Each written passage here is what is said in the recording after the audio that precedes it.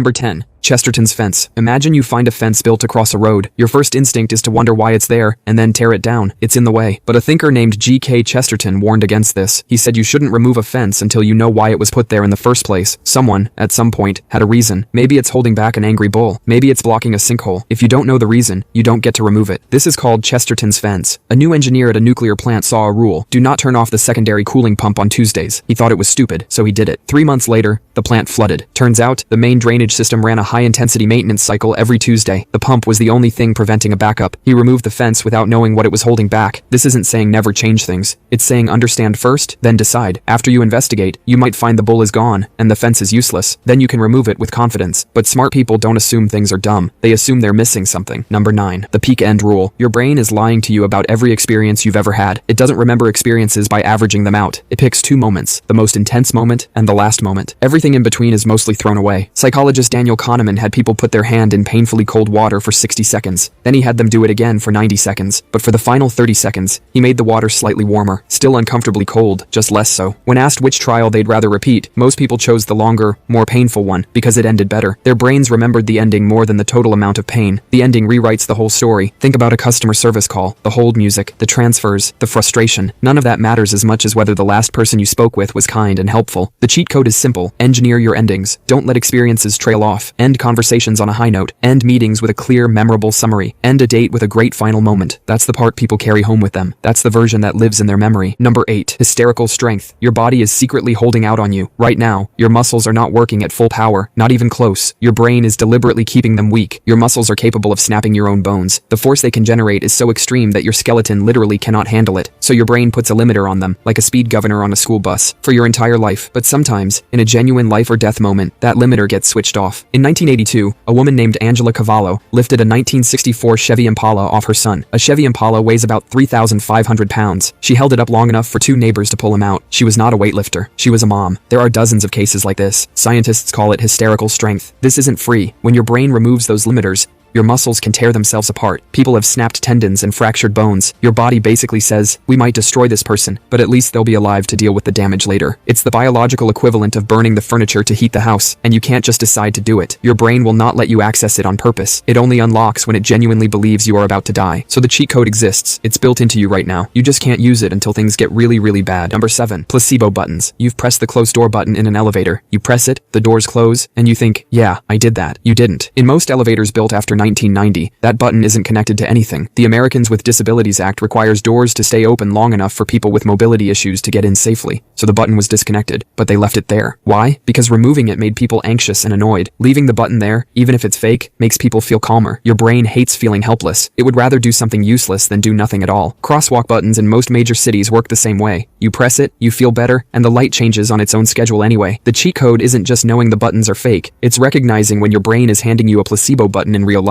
When you're doing something just to feel like you're doing something, like refreshing your email for the 10th time. Once you spot the pattern, you can ask a better question. Is pressing this button actually moving me forward? Number 6. The 1% battery lie. Your phone hits 1% and you panic. You start plugging in your charger like you're performing emergency surgery. That 1% is a lie. Phone manufacturers secretly build in a hidden buffer. They do this because lithium-ion batteries get permanently damaged if they drain completely to zero. To protect the battery's lifespan, the phone is programmed to shut down while it still has a little bit of charge left in reserve. Your phone is gaslighting you for its own good. This is also why you can sometimes squeeze out one last desperate call or text at 1%. The battery was never actually about to die. It was just being dramatic. Some phones even have a second, deeper reserve below 0%. This allows the phone to save critical data before shutting down and remember the time, even after it appears to be completely dead. It's basically faking its own death to stay healthy. Number 5. The broken escalator effect. You've stepped onto a broken escalator before. For a split second, your body feels deeply weird. Not dizzy, just wrong. Like the ground betrayed you. That bizarre feeling is your brain crashing. Your brain is a prediction machine. Every time you've stepped on an escalator, your brain has learned what to do. Lean forward slightly, brace for movement, let the machine do the work. It built a little program called escalator mode. So the moment your foot hits what looks like an escalator,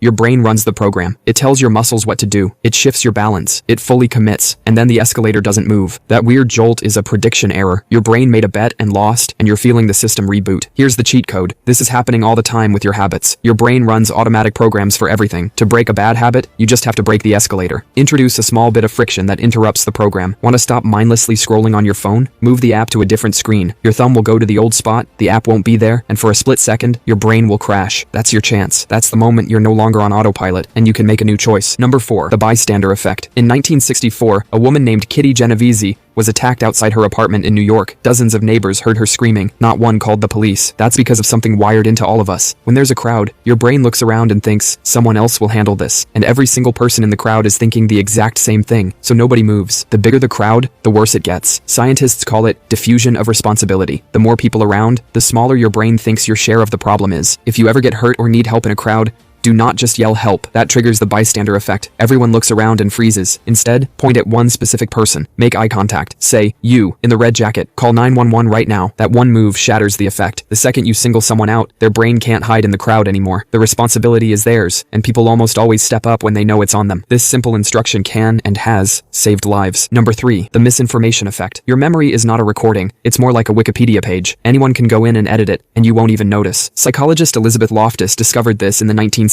She showed people a video of a car crash. Then she asked some, how fast were the cars going when they smashed into each other? She asked others, how fast were the cars going when they contacted each other? Same video, different word. The smashed group remembered the cars going way faster. A week later, she asked them if they saw any broken glass. There was no broken glass in the video, but the smashed group remembered seeing it. She planted a memory with a single word. Every time you remember something, you're actually rebuilding it from scratch. And every time you rebuild it, outside information can sneak in and change the blueprint. It's like photocopying a photocopy. Each time, the image gets more distorted. When you're a witness to something important, write it down immediately, not tomorrow, right now. Because the longer you wait, the more your brain fills in the gaps with things that feel true, but aren't. Memory is not evidence. Memory is a story your brain tells itself, and your brain is a very confident liar. Number 2. The contempt micro-expression. There is one facial expression that every single human on Earth makes, regardless of culture. It's called the contempt expression, and it looks like this. One side of the lip curls up slightly into a tiny asymmetrical smirk. It is one of the hardest expressions to fake, but more importantly, it's almost impossible to hide. It leaks out for a fraction of a second, like your face is ratting out your brain. Contempt means one specific thing. I think I'm better than you. Not anger, not disgust, pure superiority. You tell your uncle about your new job. He says, oh, that's great. But for just a split second, the right corner of his mouth twitches upward. That wasn't a smile. That was contempt. He thinks your job is a joke. Words lie constantly. Faces lie too, but not perfectly. That one-sided curl is hardwired. So next time someone is being nice to you with their words, watch the corners of their mouth. If one side twitches up while the other stays flat, you just got the truth for free. No lie detector needed. Number 1. The protege effect. The fastest way to learn something is to teach it. Not to study it more, not to reread your notes. Teach it. When you're only studying for yourself, your mind gets lazy. It nods along, thinking, yeah, I got it. But when you know you have to explain that same concept to someone else, everything changes. The gaps in your understanding become obvious. The stuff you only kind of knew gets exposed instantly. You don't even need a real student. Grab an inanimate object, a coffee mug, a plant, a rubber duck, put it on your desk and explain the concept out loud to it. This is a real technique software engineers use, called rubber duck debugging. By forcing themselves to explain their code line by line to the duck, they spot the error in their own logic. The duck has solved thousands of problems without saying a word. You can also do this with a voice memo. Learn something, then immediately record yourself explaining it like you're making a video. Play it back. Every time you stumble or say,